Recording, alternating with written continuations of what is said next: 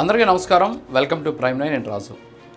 పవన్ కళ్యాణ్ సభలకి పవన్ కళ్యాణ్ వస్తున్నాడు అంటే చాలామంది కార్యకర్తలు, నాయకులు, ఆయన అభిమానులు తండోపతండాలుగా వస్తూ ఉంటారు. పెద్ద సంఖ్యలో వస్తూ ఉంటారు. కొంతమంది చేతిలో కర్పూరాన్ని పెట్టుకొని హారతి ఇస్తూ ఉంటారు. మరికొంతమంది ఎంత దూరం అయినా సరే బైకుల మీద ప్రయాణం చేస్తూ ఉంటారు. ఆయన సభకు వస్తే ఎంత ఎండైనా సరే లెక్క చేయకుండా ఆయన మాట్లాడేటటువంటి స్పీచ్ పూర్తయ్యేంత వరకు అక్కడే కూర్చొని వెయిట్ చేస్తూ ఉంటారు. మొన్న నేను కూడా చూశాను, పిఠాపురంలో జరిగినటువంటి సభలో దాదాపు 37 డిగ్రీల సెల్సియస్ ఎండ కాస్తూ ఉంటే ఆ టైంలో దాదాపు ఒక 78 ఏళ్ల వయసులో ఉన్నటువంటి ఒక ఆయన పోతూ ఉన్నాడు. ఆయన అడిగాను, ఏంటయ్యా పెద్ద ఎండ వస్తుంది కదా, నీకు ఎంత పెద్ద ఎండ ఉంది, ఈ వయసులో నువ్వు ఎందుకు ఈ మీటింగ్కి భారీ ఎత్తున అక్కడ జనాలు వచ్చారంటే, ఎండే ఉందయ్యా, 73 ఏళ్ళుగా నేను ఎండను చూస్తున్నాను, పవన్ కళ్యాణ్ని ఈరోజు చూడడానికి పోతున్నాను, నాకు పవన్ కళ్యాణ్ ముందు ఈ ఎండ పెద్దగా ఏం అనిపించట్లేదు అని చెప్పేసి ఆయన చెప్పాడు. ఏంటి మరి ఎంత పిచ్చి ఆయన అంటే అనేసి అనుకున్నాను. కానీ వాస్తవంగా ఆయనకి సంబంధించినటువంటి అంశాలను కొన్ని కానీ పరిశీలిస్తే నిజంగా ఆయనంటే ప్రేమ లేకపోతే అభిమానమా, పిచ్చ, ఇవన్నీ పక్కన పెడితే ఆయనంటే భక్త్య అనేది మాత్రం అసలు మాటల్లో చెప్పలేం. ఎందుకంటే దీనికి వచ్చిన ఉదాహరణ చెప్తాను నేను. పవన్ కళ్యాణ్ గారు కౌలు రైతులు, చనిపోయినటువంటి కౌలు రైతుల కుటుంబాలకి ఆయన సొంత నిధుల నుంచి వాళ్ళందరికీ కూడా ఆర్థిక సాయం చేశాడు. అలాగే మత్స్యకారులకు సంబంధించి అగ్ని ప్రమాదం జరిగితే వాళ్ళందరికీ ఆర్థిక సాయం చేశారు. ఆయన చేసినటువంటి ఆర్థిక సాయాల లెక్క చూస్తే చాలా ఉంటుందన్నమాట.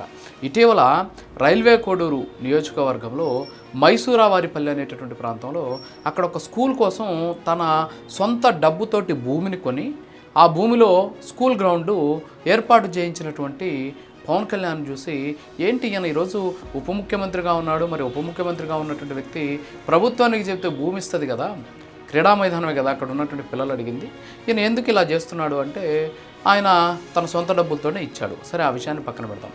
తాజాగా ఒక విషయం వెలుగులోకి వచ్చింది పవన్ కళ్యాణ్ గురించి, చాలా ఆసక్తికరమైనటువంటి విషయం. అలాగే పవన్ కళ్యాణ్ అంటే ఏంటో నిరూపించేటటువంటి విషయం ఒకటి బయటకు వచ్చింది.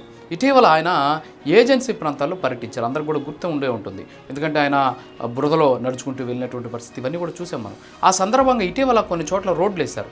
ఆ రోడ్లను పరిశీలించడానికి ఆయన ఆ ప్రాంతానికి వెళ్ళారు. ఆ ప్రాంతానికి వెళ్ళినట్టు నేపథ్యంలో అల్లూరు సీతారామరాజు మన్యం జిల్లాకు సంబంధించి అనంతగిరి మండలం బల్లగరవ అనేటువంటి గ్రామ పంచాయతీ ఉంది. ఆ గ్రామ పంచాయతీలో రోడ్డు వేస్తుంటే అక్కడికి వెళ్ళారు.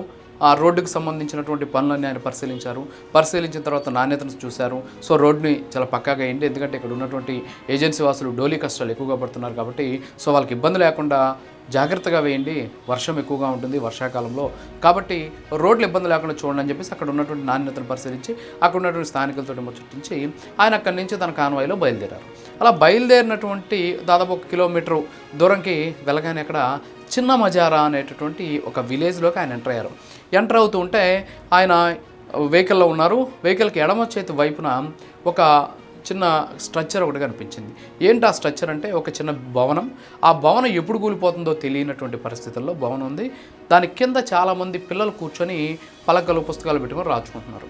ఏంది ఇది అని అడిగితే ఇది స్కూల్ అండి అని చెప్పారు. వెంటనే ఆయన తన కారు దిగి నేరుగా లోపలికి వెళ్ళి ఆ స్కూల్ని పరిశీలించి ఒక రకంగా ఉద్వేగానికి లోనయ్యారు. ఆయన ఏంటి స్కూల్ పరిస్థితి ఇలా ఉందేంటి, ఈ పిల్లలు ఇక్కడ కూర్చొని చదువుకుంటున్నప్పుడు ఒకవేళ పెచ్చులూడి పడితే పరిస్థితి ఏంటి అని చెప్పేసి చూసి, తాగడానికి నీళ్ళు ఉన్నాయంటే కనీసం తాగడానికి కూడా అక్కడ నీళ్ళు లేవు, బోరు కూడా లేదు. మరి ఇక్కడ ఉన్నటువంటి చిన్నపిల్లలు అలాగే బాలికలు ఉన్నారు, మరి వీళ్ళు బాత్రూమ్కి వెళ్ళడానికి బాత్రూమ్ చూస్తే అసలు భవనమే లేదు, ఇంక మాకు బాత్రూమ్లు ఎక్కడి నుంచి వస్తాయని చెప్పేసి అక్కడ ఉన్న వాళ్ళంతా కూడా సమాధానం చెప్పారు. దీంతో ఆయన ఏం మాట్లాడలేదు, సైలెంట్గా వాళ్ళు చెప్పినవన్నీ కూడా రాసుకున్నాడు, అక్కడి నుంచి వెళ్ళిపోయాడు. కట్ చేస్తే వారం రోజుల తర్వాత ఒక టీము ఆ ఊరికి వచ్చింది. ఆ ఊరికి వచ్చి ఆ భవనాన్ని పూర్తిగా కూలదోసేసి ప్రస్తుతానికి అక్కడ ఒక అంతకంటే మంచి అంటే అంత ఆ స్ట్రక్చరు ఏదైతే ఆ కొలతలు ఉన్నాయో దానికి 2-3 ఇంతలు పెద్దదిగా కొంచెం విశాలంగా అక్కడ తరగతి గదుల నిర్మాణం జరుగుతుంది. దీంతోపాటు ఇప్పటికీ అక్కడ ఒక మంచినీటికి సంబంధించినటువంటి బోర్ను వేశారు. దాంట్లోంచి వాటర్ కూడా పుష్కలంగా పడింది, వాటర్ కూడా వస్తూ ఉంది. అలాగే మరుగుదొడ్లను కూడా కట్టిస్తూ ఉన్నారు. అంటే అవసరమైనటువంటి బాత్రూమ్స్ను కూడా నిర్మాణాన్ని చేపట్టారు. అయితే ఇదంతా అందరం ఇవన్నీ విన్నాక సరే డిప్యూటీ సీఎంఏ కదా ఆయన, మరి డిప్యూటీ సీఎం అక్కడికి వెళ్ళి చూసి ఒక స్కూల్ కట్టించడంలో, ఒక స్కూల్కి మరుగుదొడ్లు కట్టించడంలో, ఒక స్కూల్కి బోర్ వేయడంలో ఆశ్చర్యం ఉందని చెప్పేసి మీరు అనుకోవచ్చు, నేను కూడా అలాగే అనుకున్నా. కానీ ఇక్కడ ప్రభుత్వ డబ్బుతో కాదు అది కట్టేది, పవన్ కళ్యాణ్ తన సొంత నిధుల నుంచి దీని నిర్మాణాన్ని చేపట్టాడు. తన సొంత నిధులతోటి అక్కడ స్కూల్ భవనానికి ఆయన నిర్మాణానికి చేపట్టారు. అలాగే అక్కడ బోరేయించారు. సైలెంట్గా రాసుకొని వెళ్ళిపోయారు. కనీసం అక్కడ ఎవరితో ఏం మాట్లాడలేదు. ఆయన కేవలం సైలెంట్గా వెళ్ళిపోయాడు. పని కూడా ఈరోజు సైలెంట్గా ప్రారంభమైంది, సైలెంట్గా ప్రోగ్రెస్లో ఉన్నటువంటి పరిస్థితి. That is Pawan Kalyan. ఉప ముఖ్యమంత్రి ఆయన.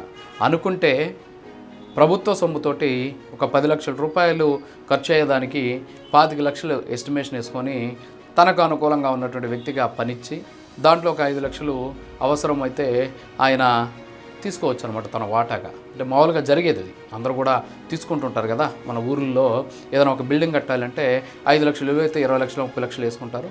5 లక్షలతో కడతారు. అధికారులు కొంత, వీళ్ళు కొంత జోబులు వేసుకుంటారు. కాంట్రాక్టర్ అనేసి దానికి ఒక పెద్ద పేరు పెడతారు. కానీ పవన్ కళ్యాణ్ గారు అలా చేయలే. ఆయన సొంత డబ్బుతోనే ఆయన ఈరోజు అక్కడ స్కూలు, అక్కడ ఒక మంచినీటి బోరు, అలాగే మరుగుదొడ్లు నిర్మిస్తున్నాడు. దట్ ఈజ్ నాయకుడు. నాయకుడు అంటే అది. ప్రజల కోసం, ప్రజల బాగు కోసం పరితపించేటటువంటి నాయకుడు ఎలా ఉంటాడు అంటే దానికి పవన్ కళ్యాణ్ ఫోటో చూపిస్తే సరిపోతుంది. దానికి ఇంత పెద్ద వివరణ కూడా ఎవరు చెప్పాల్సినటువంటి అవసరం లేదు. సో కాబట్టి పవన్ కళ్యాణ్ చాలామంది రకరకాలైనటువంటి విమర్శలు చేశారు. ఆయన గురించి చాలా వ్యక్తిత్వ హననానికి కూడా పాల్పొన్నటువంటి వ్యక్తులు ఉన్నారు. వీళ్ళంతా కూడా ఇవి చూసి నేర్చుకోవాలి. గతంలో మనకు ఒక ముఖ్యమంత్రి ఉండేవారు. వారు బుడమేరుకు సంబంధించి వరద వచ్చినప్పుడు ₹1 ప్రకటించారు. ఆ ₹1 ఇప్పటివరకు ఎవరికి ఇచ్చారో కూడా తెలియదు. మన అసెంబ్లీలో కూడా దీని మీద చర్చ జరిగింది. మరి అలాంటి నాయకుడికి పవన్ కళ్యాణ్కి ఉన్నటువంటి వ్యత్యాసం ఏంటి అనేది ప్రజలే గమనించుకోవాలి.